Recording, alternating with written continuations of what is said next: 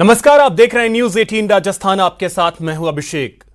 आम बजट पेश करने का काउंटडाउन शुरू हो गया है।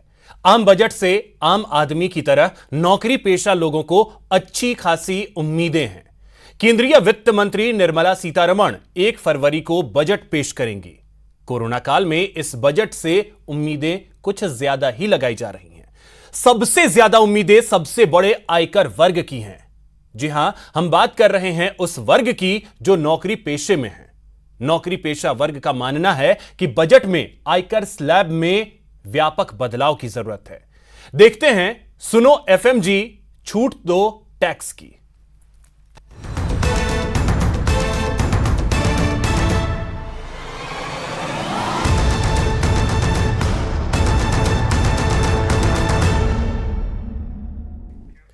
एक फरवरी को देश का आम बजट पेश होगा। उम्मीदों से भरे इस बजट से हर किसी को आस है कि उनकी उम्मीदें पूरी होंगी। टैक्स पेयर्स की उम्मीदें क्या हैं, चलिए वो आपको दिखाते हैं इस रिपोर्ट में।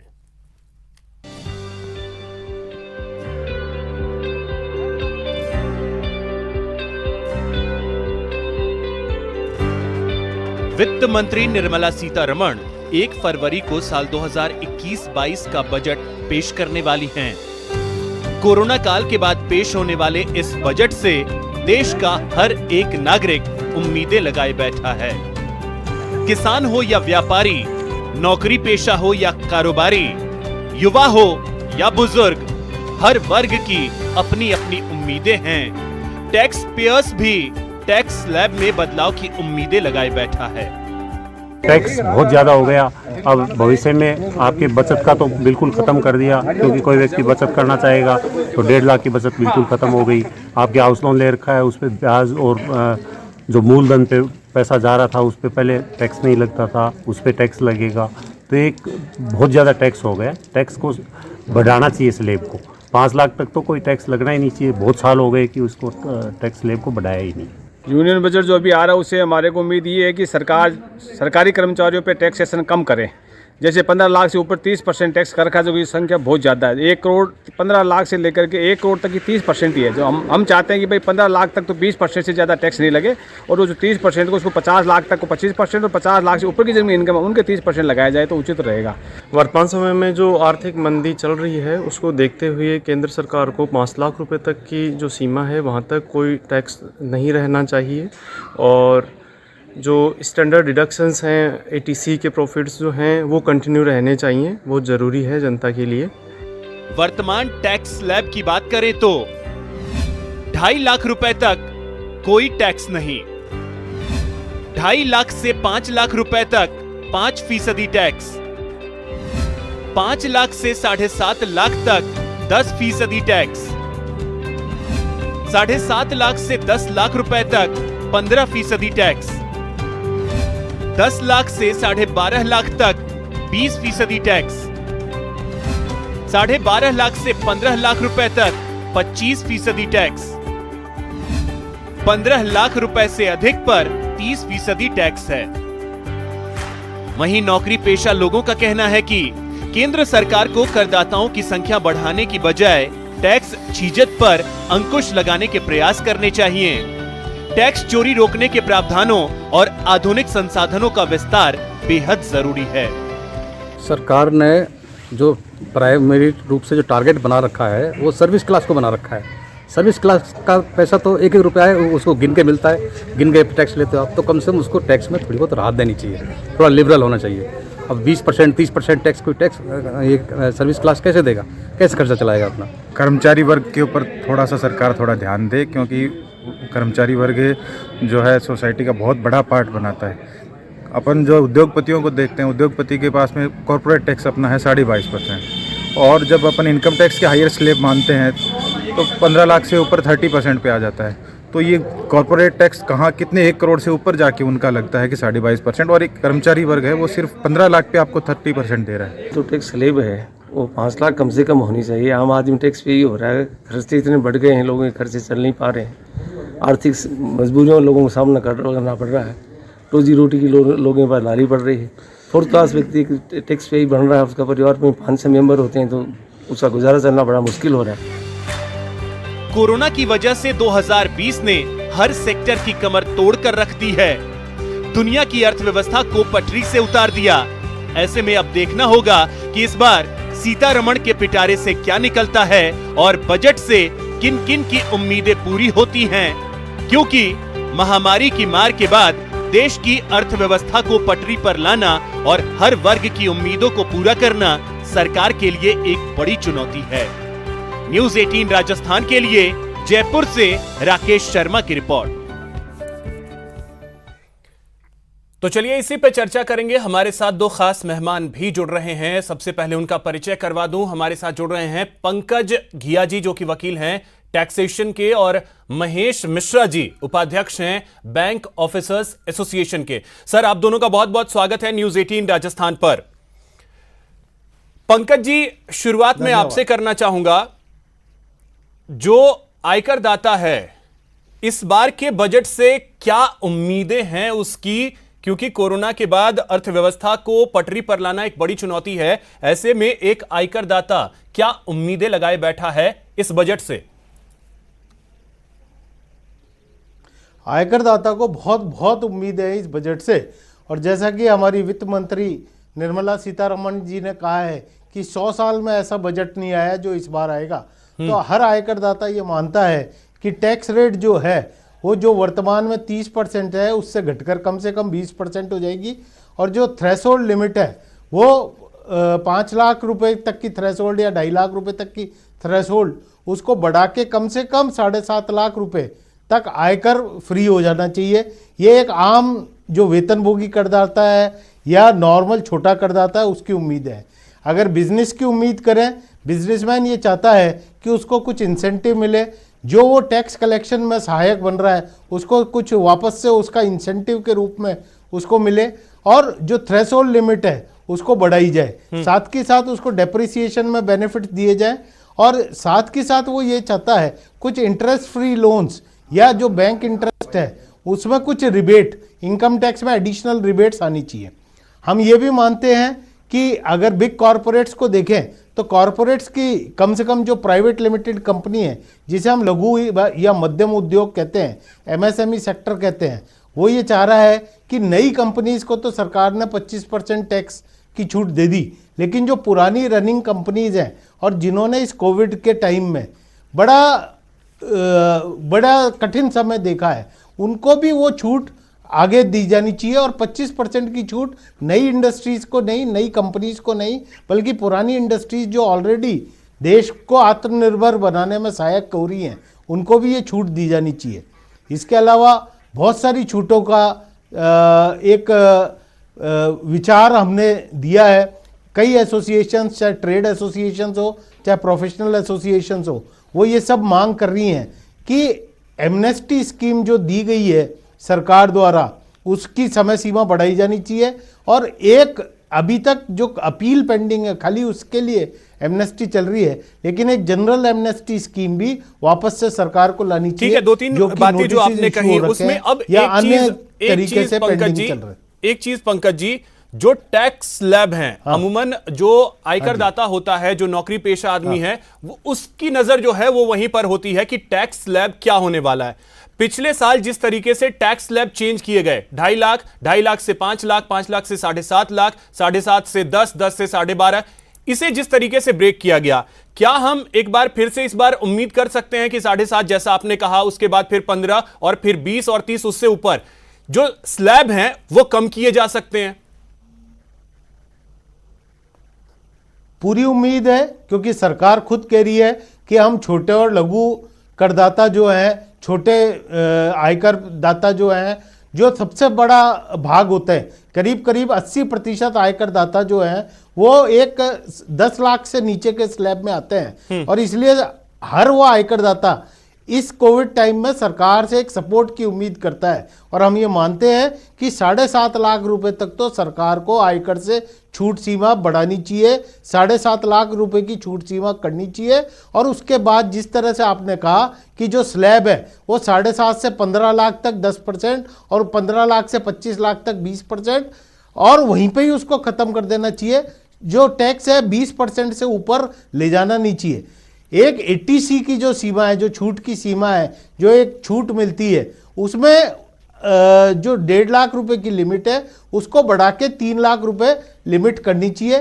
पंकज जी, एक बात आपने कही थी कि इंटरेस्ट फ्री कुछ लोन ऐसे होने चाहिए, तो बैंक तो पहले ही इस परिस्थिति में है कि वो लोन ना दे सके, तो फिर इंटरेस्ट फ्री लोन कैसे बैंक दे पाएंगे? देखिए, मैं थोड़ी बात महेश जी से इत्तेफाक नहीं रखता। बैंक अगर लोन देता है, आज मैं लोन मांगने जाऊं 1 लाख रुपए या 10 लाख रुपए या 50 लाख रुपए का, तो आप मान लीजिए बैंक इतने डॉक्यूमेंट्स मांगेगा, इतने कोलेटरल मांगेगा, इतनी गारंटी मांगेगा, और अगर मैं वही 5,000 करोड़ का लोन मांगूंगा तो उसको बिगर कोलेटरल के, बिगर कोई सिक्योरिटी के लोन दे दिया जाएगा, फिर वो गायब हो जाता है। बैंक मैनेजमेंट का कुछ नहीं बिगड़ता, उनके ऊपर कोई कार्रवाई नहीं होती। आप मेहुल चौकसी या किसी XYZ कोई भी व्यक्ति की बात करते हैं, बट आज तक बताइए कोई भी बैंक के टॉप मैनेजमेंट को जेल भेजा गया क्या? आज अगर कोई लोन दे रहा है बिगर का रूल्स को फॉलो करके दे रहा है और इतना बड़ा लोन डिफॉल्ट हो रहा है, तो किसकी गलती है? खाली लेने वाले की गलती है या देने वाले की भी गलती थी? और होता क्या है, ये सरकारी बैंक है, अल्टीमेटली जो इनकम टैक्स देता है उसको सरकार उनको रिकैपिटलाइज करती है, और वो रिकैपिटलाइजेशन का पैसा कहाँ से जाता है? आम आदमी के जो टैक्स दिया है उसकी जेब से। अब मैं आप इंटरेस्ट फ्री लोन की जो मैं बात कर रहा था, interest free loan government subsidise करती है बैंक को, बैंक अपना इंटरेस्ट चार्ज करेगा, लेकिन सरकार या तो उसको इनकम टैक्स में एक रिबेट दे दे, या सरकार वहां पर बैंक को एक इंसेंटिव दे दे कि जो भी लोन, जैसे अभी आपने देखा मुद्रा लोन दिए हुए हैं सरकार ने, या स्टार्टअप को फंडिंग दी हुई है, या कृषि लोन दिए हुए हैं, जिसमें सरकार कहती है आप 3% पे लोन दो, और जो कॉमर्शियल डिफरेंस है वो सरकार बैंक को इंसेंटिवाइज करेगी। तो मेरा ये कहना है कि सरकार की बहुत बड़ी जिम्मेदारी है इस समय। अगर हम देखें, हम ये बजट की जो चर्चा कर रहे हैं ये अगले साल की कर रहे हैं, इस साल की नहीं कर रहे। अगले साल तो आप ये अब मान के इसमें चलिए, जो आपने एक बात IMF कही पंकज जी, इसका जवाब तो मैं रेटिंग चाहूंगा आई है। कि महेश जी दें, क्योंकि 500 करोड़ का लोन अगर लेना है तो आपको डॉक्यूमेंटेशन क्या करना पड़ता है वो हर कोई जानता है, लेकिन अगर 2 लाख 4 लाख का कोई लोन लेने जाता है, कार का लोन लेने जाता है, एक होम लोन लेने जाता है, तो उसे क्या कितना दौड़ना पड़ता है, यह भी हकीकत है महेश जी। लेकिन इससे भी बड़ी बात की, अगर कार लोन किसी ने लिया है, अगर 1 महीने का EMI अगर वो नहीं भर पाता है, 2 महीने का नहीं भर पाता है, कार उठा करके बैंक लेकर के चली जाती है, बैंक वाले लेकर चले गए। लेकिन 500 करोड़ अगर किसी ने लिया है उस तरफ तो बैंक भी ध्यान नहीं देता। देखिए, 1 लाख करोड़ से ऊपर का जो 1 लाख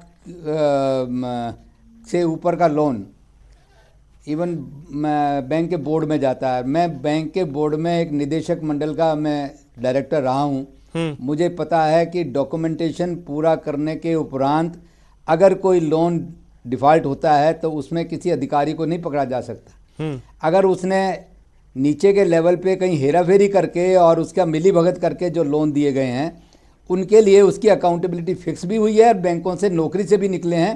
ये मैं मेरा प्रैक्टिकल एक्सपीरियंस बता रहा हूँ as a director on the board.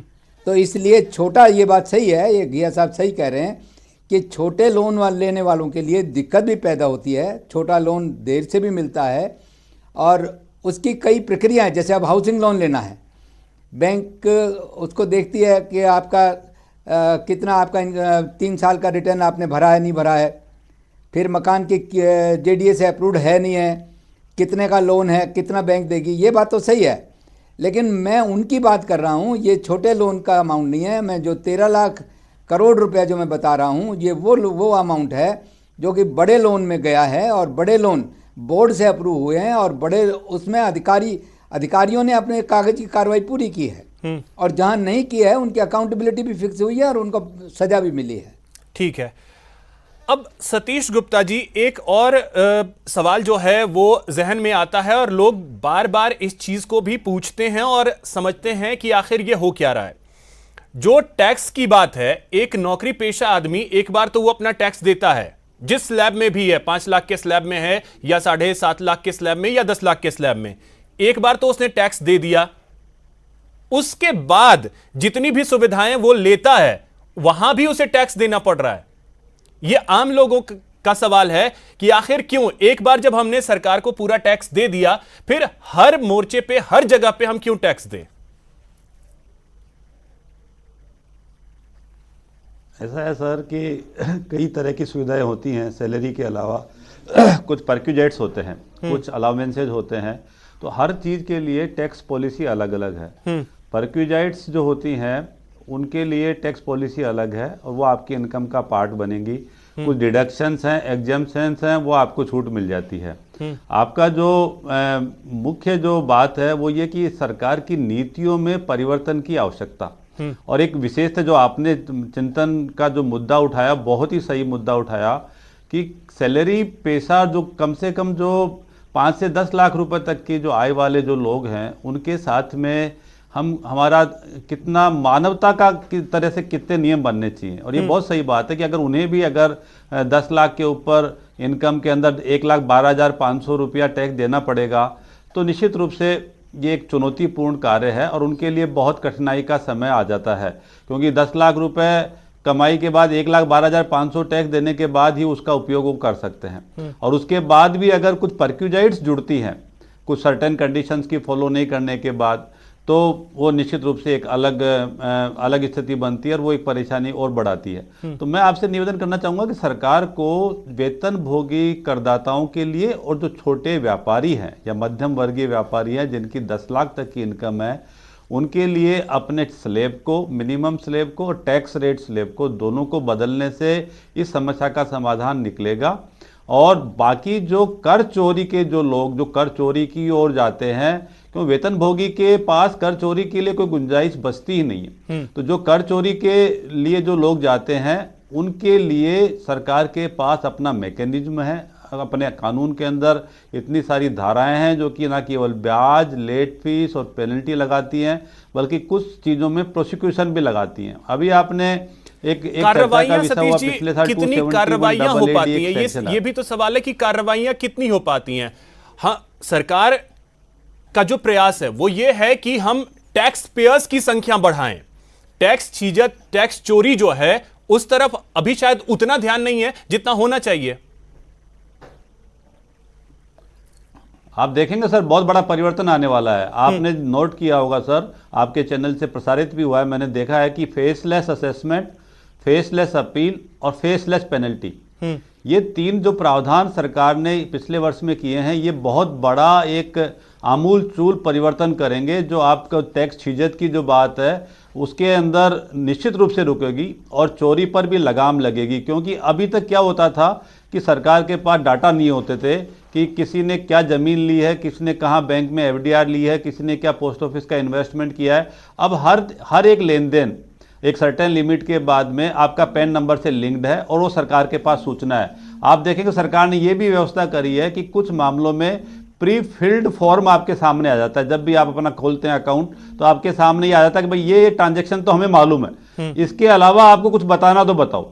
तो ये एक जो चीज़ है, ये सरकार की जो एक कदम है, इससे न केवल कर चोरी रुकेगी, कर छीजत रुकेगी, बल्कि जो ईमानदार करदाता हैं उनको जो प्रोत्साहन सरकार ने शुरू किया, चाहे एक सर्टिफिकेट रूप में शुरू किया, चाहे एक अवार्ड के रूप में शुरू किया, ये और बढ़ना चाहिए, जिससे डबल तरह से काम होगा। एक तरफ तो आपका मैकेनिज्म जो सिस्टम ऑपरेटेड आपने सिस्टम को इस तरह से बना दिया है कि हर ट्रांजैक्शन आपकी नज़र में है, और अब आप वो चीज़ नहीं है कि आपको मालूम ही नहीं पड़ेगा कि सतीश गुप्ता के पास में क्या क्या असेट्स हैं, क्या क्या ट्रांजैक्शन इन्होंने किए हैं। अब वो बात नहीं है sir, they know each and every transaction, they know each and every asset. और मैं आपके टीवी के माध्यम से बताना चाहूँगा कि सरकार की जो डाटा माइनिंग है, जो डाटा एनालिसिस है, जो साइंटिफिक डाटा पे जो काम हो रहा है, उसके बाद हर ट्रांजैक्शन की नज़र में है और आप उसको छुपा नहीं सकते हैं। तो इससे क्या होगा, आपकी टैक्स छीजत रुकेगी, कर चोरी रुकेगी, और कर चोरी अगर किसी ने कर भी ली तो उसके बाद पेनल्टी लगना आसान है और उसके बाद प्रोसिक्यूशन होना भी आसान है। तो मेरे ख्याल ठीक है सतीश जी, तो अब ये चीज है कि ये सारे डिटेल्स आएंगे, उसके बाद शायद कर चोरी पर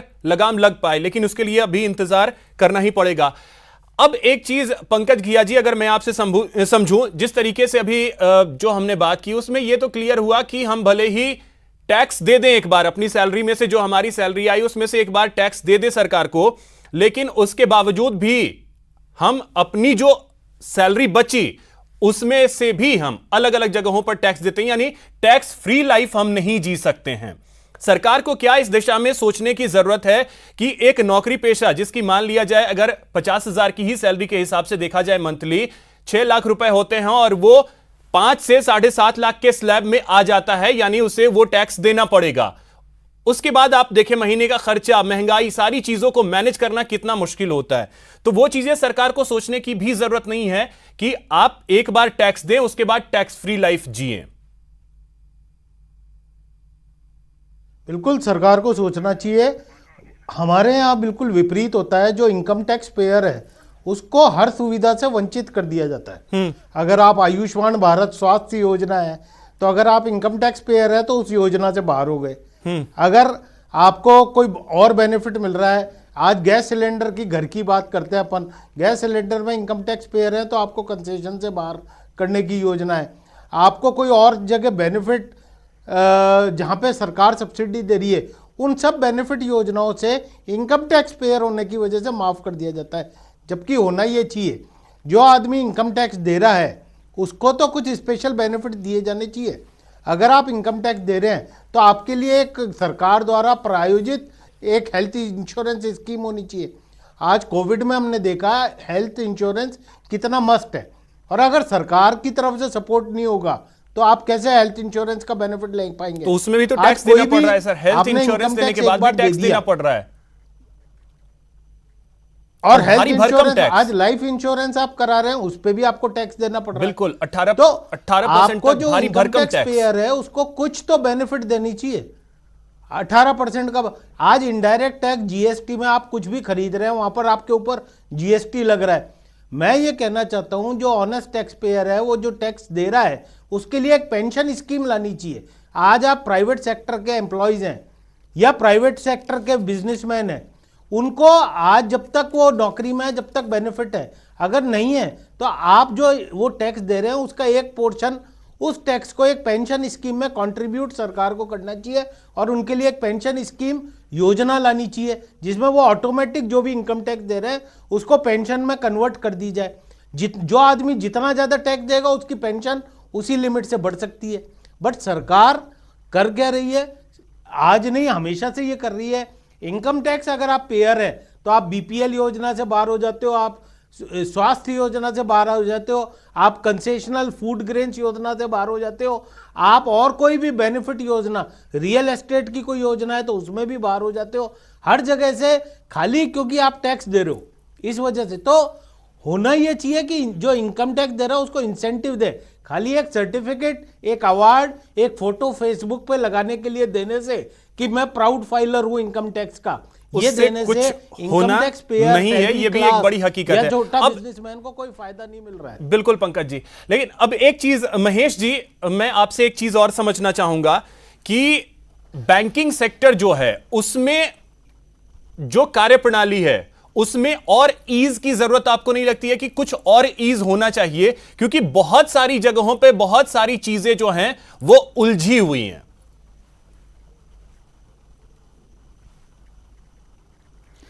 नहीं, देखिए बैंकिंग सेक्टर के अंदर अभी जो सरकार जो कर रही है और उसके अंदर मैं चाहता हूं और मेरी माँ मेरा ये सुझाव है कि सरकार की तरफ से कोई अब ऐसी पॉलिसी बननी चाहिए जिससे कि आज फिर से मैं यही कहूँगा कि जो हमारे कस्टमर्स हैं उनको बेनिफिट मिले। देखिए जहाँ तक लोन का सवाल है, बैंक रोजाना बल्कि एडवर्टाइजमेंट निकाल करके जो होम लोन है, 4 व्हीलर लोन है, ये हाँ सर, वो उनके लिखा लिए हुआ रहता है एडवर्टाइजमेंट कि निकालते 5 हैं। मिनट में लोन, लेकिन आज 50 दिन चक्कर लगाने पड़ते हैं। दिक्कत ये होती है। सब्जेक्ट टू अगर उसके पास में पेपर कंप्लीट नहीं है जो उनको चाहिए, रिक्वायरमेंट पूरी नहीं है तो चक्कर कटा करके भी नहीं मिलेगा। अदरवाइज तो ऐसा नहीं है, जिसके पास कंप्लीट है तो उसको लोन लेने में कोई दिक्कत नहीं है। रास्ता तो कोई ना इतना कोई निकाल ही कंपटीशन अब लेता तो है। बैंकों में, लेकिन कोई आम लोगों को बेनिफिट, आम लोगों को कोई फायदा नहीं है। आम लोगों को फायदा नहीं है क्योंकि आज उनके पास में ना तो वो इनकम, हर आदमी इनकम टैक्स पेयर है, ना हर आदमी के पास रिटर्न है, ना हर आदमी के पास पेइंग कैपेसिटी है। तो ऐसी स्थिति में जो एक बैंकों का फायदा हर एक को मिलना चाहिए, वो फायदा नहीं मिल रहा। चलिए बिल्कुल, तो अब जरूरत यह है कि ईज के साथ बैंकिंग सेक्टर आगे बढ़े, साथ ही साथ टैक्स को लेकर के जो टैक्स पेयर्स की उम्मीदें हैं, देखना अहम होगा कि इस बजट में वो पूरी हो पाती हैं या नहीं। फिलहाल पंकज जी, सतीश जी और महेश जी, बहुत शुक्रिया हमारे साथ जुड़ने के लिए, इस चर्चा में शामिल होने के लिए। इंतजार 1 फरवरी का है जब निर्मला सीतारमण बजट पेश करेंगी। क्या कुछ होगा उनके पिटारे में, यह देखना अहम होगा। फिलहाल इतना ही, नमस्कार।